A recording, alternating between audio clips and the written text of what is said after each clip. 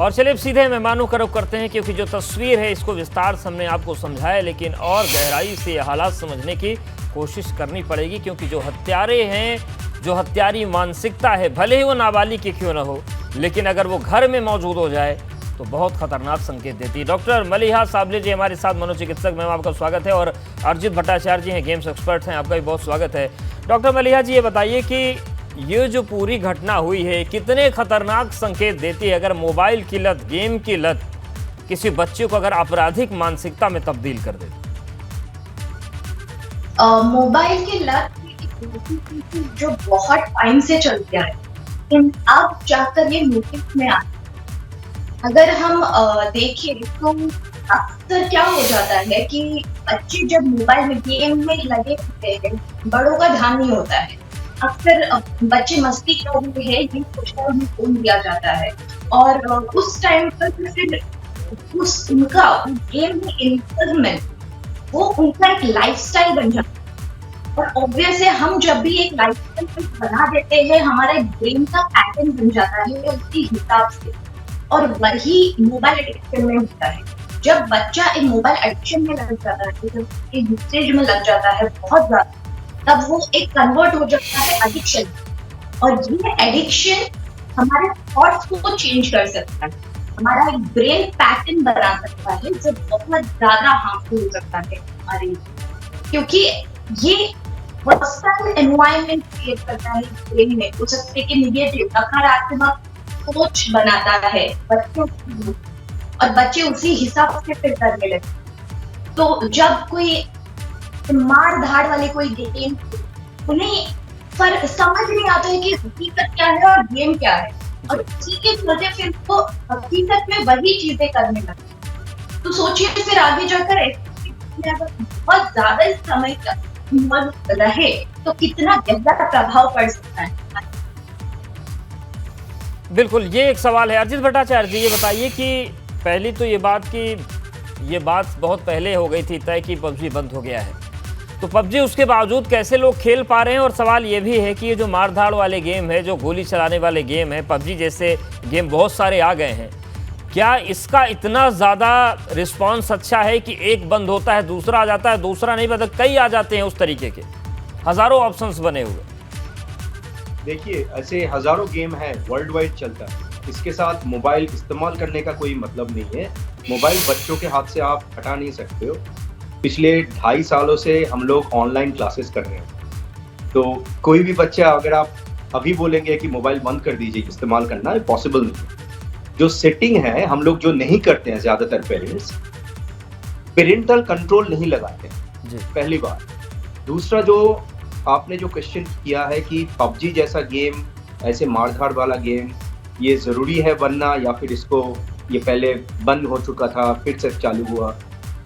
Definitely ये पहले बंद हो चुका था और उसके बाद एक थर्ड पार्टी के थ्रू ये इंडिया में फिर वापस आया। ऐसे गेम ज्यादातर एजिटेशन बहुत ज्यादा बढ़ा देता है और एड्रेनल रश बहुत ज्यादा हो जाता है बच्चों। तो क्या होता है, जब भी कोई बच्चा उसके ऊपर ज्यादा इस्तेमाल करने लगता है तो उसको एक माइंडसेट आ जाता है कि ये मेरा जिंदगी है, उसी में मेरा मानना है कि मैं वहीं पे जी रहा हूँ, मेरा दूसरा एक लाइफ वहां पे चल रहा है जो नॉर्मल जिंदगी में मुझे नहीं मिल पा रहा। तो सवाल ये पैदा होता है कि हम लोग बच्चों के साथ कितना टाइम बिताते हैं और क्या हम लोग पेरेंटल कंट्रोल करते हैं जिस मोबाइल में वो लोग इस्तेमाल करते हैं वो सारे ऐप। ये सबसे बढ़िया तरीका है। अपना मोबाइल का सेटिंग होता है, आईफोन मान लीजिए या एंड्रॉयड का कोई भी मोबाइल मान लीजिए, एक पेरेंटल कंट्रोल अगर हम लोग ऑन कर देते हैं, we can control that particular device in any different kind of situation. That's पहली बात है। सेकेंड जो चीज आता है, जो सबसे खतरनाक चीज है कि ऐसे खून खराबे वाला गेम जिसके अंदर ब्लड्स है, जिसके अंदर मुझे पॉइंट मिल रहा है खून करने के बाद, या फिर मुझे वो शिकार करना है, या फिर मुझे 4-5 लोगों को एक साथ मारना है और मारने के लिए मुझे एक टीम तैयार करना है, ये मेरे हिसाब से वर्ल्ड वाइड अभी बहुत सारे चेंजेस आ चुका है। मेरा सवाल ये बनता है कि क्यों अब तक इंडिया में ऐसे रूल लागू नहीं हुआ? ये रूल है हमारे कंट्री, ऐसे रूल लागू क्यों नहीं हुआ जहां पे हम लोग ये स्क्रूटिनाइज करके फिर उसको as a Indian license India में ला पाए। बिल्कुल, ये इससे भी पहले भी एक बहुत सारी मसला, इस पर भी आएंगे। हमारे साथ हमारे सहयोगी विवेक भी बने हैं। विवेक, ये जो घटना है, बहुत सारी हालांकि पबजी को लेकर तमाम घटनाएं हुई हैं, तमाम बच्चों ने कुछ और गेम्स के चलते अपनी आत्महत्याएं कर ली, लेकिन ये जो पूरा मामला है, किस तरीके से चीज़ें हुई और क्या वो बच्चा हालांकि नाबालिग है लेकिन अपराध उसने बहुत बड़ा कर दिया, उसको क्या इस बात का एहसास हो पा रहा है कि वो क्या कर बैठा? और समाज में भी बड़ी दहशत होगी। अब अपने बच्चों को लेकर लोग कम से कम थोड़ी जिम्मेदारी तो सबको निभानी पड़ेगी। जो पेरेंटल कंट्रोल की बात कर रहे हैं भट्टाचार्य जी, वो तो जिम्मेदारी कम से कम निभा ही सकते हैं सब लोग। बिल्कुल अवधेश, देखिए मोबाइल सबसे बड़ी समस्या बन गई है और कोरोना काल में जब से मोबाइल पर पढ़ाई होने लगी, उसी के साथ साथ मोबाइल पर सोशल नेटवर्किंग होने लगी, उसके साथ गेम्स होने लगे और गेम्स में सबसे खतरनाक पबजी।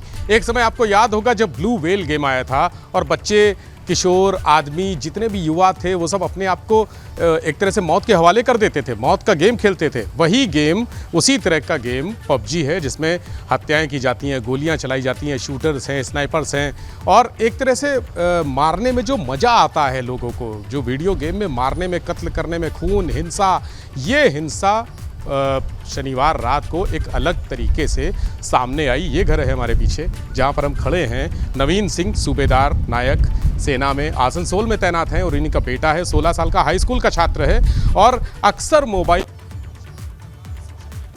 था। माँ उसको समझाती थी तो माँ का विरोध करता था, लड़ता था, झगड़ता था और शनिवार को ही, ये बताया जा रहा है कि शनिवार को ही दिन में 10,000 रुपए घर से गायब हो गए, जिसको लेकर माँ ने उससे पूछा, क्योंकि पहले भी जब पैसे गायब हुए। और देखिए ये हिंसा नहीं, ये बच्चों को इस तरह के गेम्स जो हैं या मोबाइल तरह तरह के अपराध में लिप्त करता है, शामिल करता है। चोरी करना भी सिखाया, वो बच्चा चोरी करना भी सीख गया था, 16 साल का बच्चा। और जब 10,000 रुपए गायब हुए घर से, तब उसकी माँ ने उससे पूछा, इस बात को लेकर झगड़ा हुआ। उसने, जो मदर हैं उनकी, साधना सिंह मदर थी, उन्होंने उसको पीट दिया।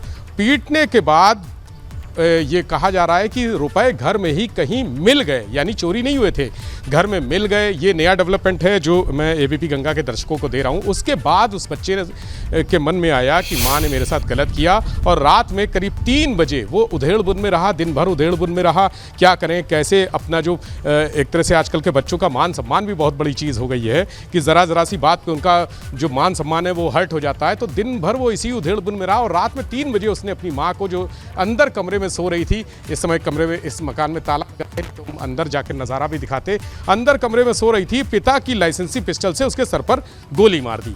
और यही किस्सा खत्म नहीं हुआ। सबसे बड़ी जो सोचने वाली बात है कि इसके बाद भी वो सिलसिला चलता रहा। वो अपने इस घर में, यानी उसको इस बात का कोई मलाल नहीं था कि उसने अपनी माँ की गोली मारकर हत्या कर दी है। इस घर में लाता रहा, अपने दोस्तों के साथ टीवी देखता रहा, खाना पीना खाता रहा और अपनी छोटी बहन को उसने 9 साल की कमरे में बंद कर धमका के किया, अगर किसी को ये बात बताई तो उसको भी मार देगा। ये देखिए कितनी उसकी दिमाग की परिस्थितियां थी, मनस्थितियां थी, वो एक मोबाइल की वजह से पूरी तरह से चेंज हो गई और संज्ञा शून्य हो गया वो, कि वो उसकी माँ है, उसकी बहन है, कुछ भी उसको याद नहीं रहा और उसने इतना कांड किया। और उसके बाद यहाँ भी खत्म नहीं हुआ, जो अगले दिन उसने मस्ती की, 2 दिन, तीसरे दिन जब शव से दुर्गंध आना शुरू हुई, तब उस बच्चे ने कहा कि एक बिजली वाला आया था और उसने, बिल्कुल, यानी कि इतनी बड़ी घटना के बाद बड़े से बड़ा अपराधी भी थोड़ा घबराता है, वो भागता है, बचाने की कोशिश करता है। लेकिन अगर बच्चे की मानसिकता इतनी खराब हो रही है तो ये चिंता का विषय है।